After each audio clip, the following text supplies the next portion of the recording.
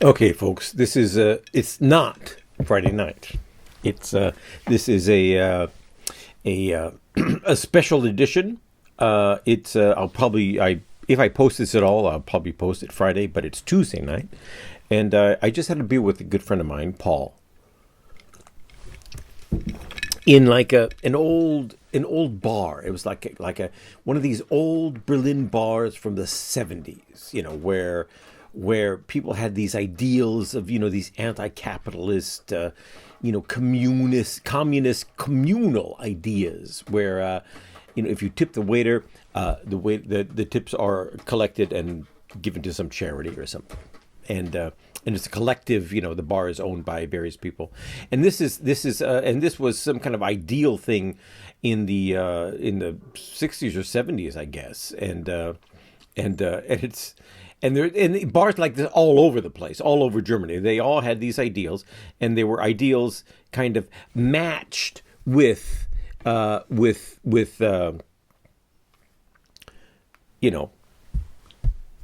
drinking, or matched with kind of bourgeoisie ideal of living, where you live in luxury and prosperity, and you have money to spend in a bar, but at the same time you're actually a communist, or you're doing you're not a social, you're not a capitalist at all, and you're selfless and doing good for the world. And so and and these places they're at the same time beautiful and kind of funny, but they are really beautiful. I really like them. So we're sitting there, and we're talking about, and Paul is a journalist, and we're talking about life and work and things that would be interesting to write about, and things in Germany that people might be interested, like in America or around the world, interested to know about. For example, that bar. We thought about doing a little YouTube video about that bar, and it would be a great. I think it would be a great video. And we looked around at the people there, and there were some regulars. And one of the regulars that our eyes fell upon was this guy. He came in with a trolley, like a supermarket trolley, like a Einkauf trolley, and was full of books. And he sits down at some table, and he's known. He comes in every day, and the waiter comes over and gives him a coffee. And so he starts up with the coffee, and then he goes into some kind of alcohol, and he's kind of a lumpy, kind of unshaven kind of guy.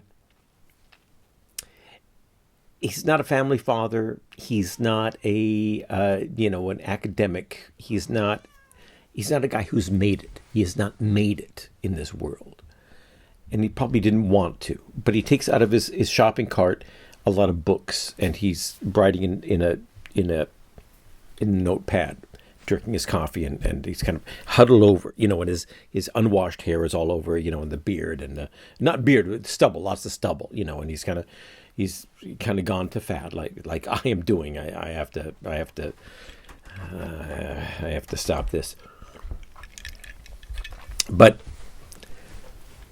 And he's writing there, and he's writing some kind of, I don't know of course I don't know what he's writing. He's writing some kind of philosophy or some kind of intellectual notes. He's in his mind. He's an intellectual writing some kind of great novel or something. But of course, and I don't know this guy. Who knows? Maybe he's writing a great novel, which will at some time be famous, and is the German James Joyce. That's all possible. I don't know, but I've seen these guys. And I know these guys. I feel like I know them better than I really do know them, because I see myself in them. And there are guys, at least this is how I imagine them to be. There are guys who encounter the world at some point in their young manhood, and they just can't do it. It's just, the world is just so hard. As a kid, you think the world is going to embrace you. You have a good idea. It's going to say, "Come, tell me your idea. Help me with this. We need your help. You are a valued member of this society, of our community," and all this. But it's not like that. You have to fight every fucking minute of the day. You have to go in there fighting. There's some guy trying to take your position, and there's some guy who's just for the sake of it, just for the hell of it, putting you down, or trying to compete with you, or trying to say, I'm better, I know better, I'm better, I'm a better person than you are, I'm more intelligent, I'm more right. And, you just walk into a room and there's 20 guys, already in competition mode, wanting to put you down. And at some point, and if you can do it, if you can compete, and I'm trying to compete, I'm trying to be this guy who can compete in the world that we live in, the real world we live in. And this is the real world, and I acknowledge that and I accept that. But I get that if you just want to say, I can't do this, I don't want to do this, I'm not going to go in there and compete. You know what I'm going to do? I'm going to get some safe little job somewhere, and then every evening, and I'm not going to do anything beyond this job. This job is going to, maybe I'll even live from Social Security or something, but I'm going. And this guy in the bar, he had a job. He was a lawyer, or some kind of a lawyer's legal counsel or something. So he had a real job, and during the day he did real things. He contributed to society. So this is not a bum, but he clearly, well, probably, I'm assuming he doesn't have a home life, wife and kids. He doesn't seem to have this ambition to, make something great out of his life, or to, rise up in power in whatever institution he works for. And I imagine that he's one of these guys who just say, I don't want to do this. I can't do this. This is Lucy, who gets what she wants. She walks into a room, she gets what she wants. She doesn't have to compete. She's a natural. Her will is stronger than anyone else's will in the room at all times. I feel like I kind of have one foot in this kind of mentality and this kind of thinking, this kind of giving up, this kind of, it's loserdom. It's being a loser. It's almost consciously saying, I would rather be a loser than go through this, than do this, than fight every day of my life. It's fight and fight and fight, and for what?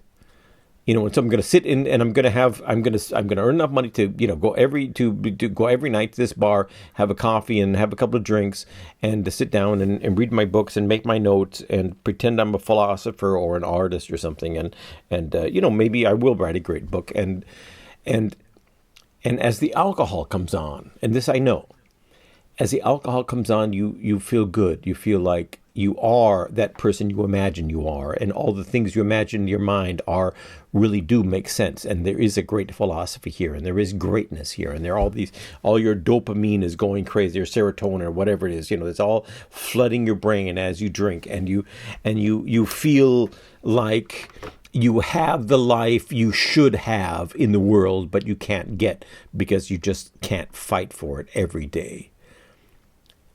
And I get that. I get, the allure of just giving up and just doing in your head what you can't do in reality. And I love this guy. I like this guy. I feel like I am this guy. But I don't want to be this guy. I'm fighting. I'm going to fight till the last day.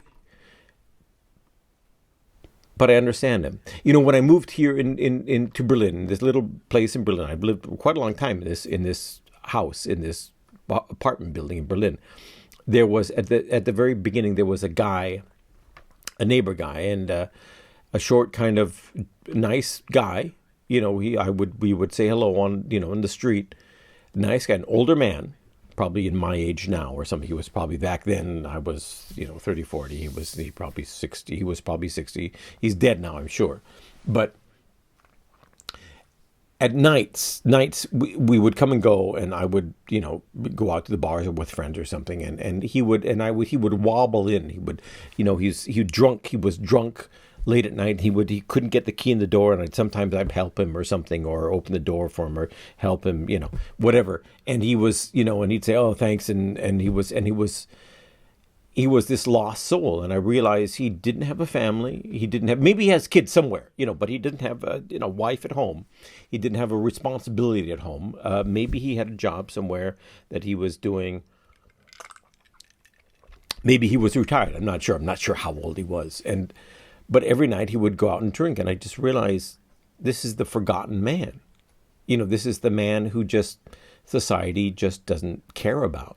He doesn't have a place in society. He did his job. or he didn't. And society only needs, 90% of the people there, or 50% or 60%. There's a great percentage of people in society that society does not need.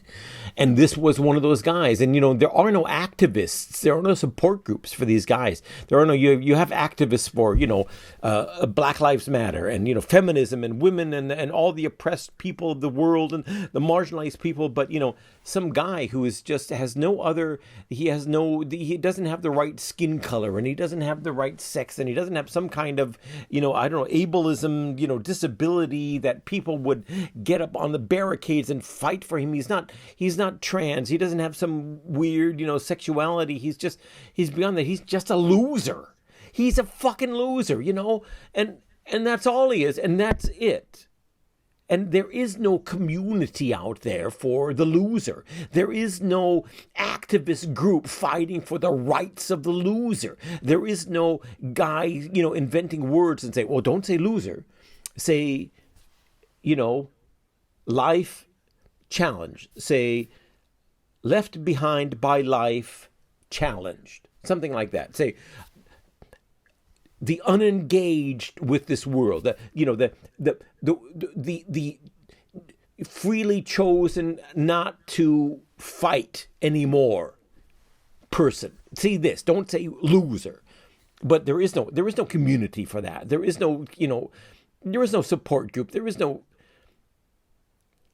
And this guy, and eventually at some point I just stopped seeing him, and I realized he was either dead or his, estranged daughter had come up from Mallorca somewhere and cleaned out his apartment and put him in a home so he could live out the last of his years, in some kind of impoverished comfort. But when I read about all the marginalized peoples in this world and it's this guy that I feel for most. Just the normal guy of any color, of any sex, and women are like that too. There's the cat lady, right? The cat lady, think about her. She's funny. The cat lady, haha. But she was 15 once. When she was 15, she dreamed of meeting that prince on the white stallion and having a beautiful life. She had that dream like everyone else. But she turned into a cat lady, and she didn't know that was going to happen, but it happened. And men do that, and women do that, of any color, in any place in the world, in any society, on the countryside, in the big city. Whether you're a Catholic or a Lutheran or a Mormon or a whatever, or an atheist or an intellectual or a garbage man. There's these guys, men and women, who just waiting to die and thank God that they have enough alcohol to get them through every single fucking night. Well, anyway. I feel for these guys. These guys I feel closest to, maybe because I see myself as one of them and very close to, dropping over the edge into that world and just giving up. I'm not going to, don't worry. But anyway. Okay, so here's to these guys, these men and women out there, whoever you are, no one's going to save you, and I'm sorry for that. God bless you.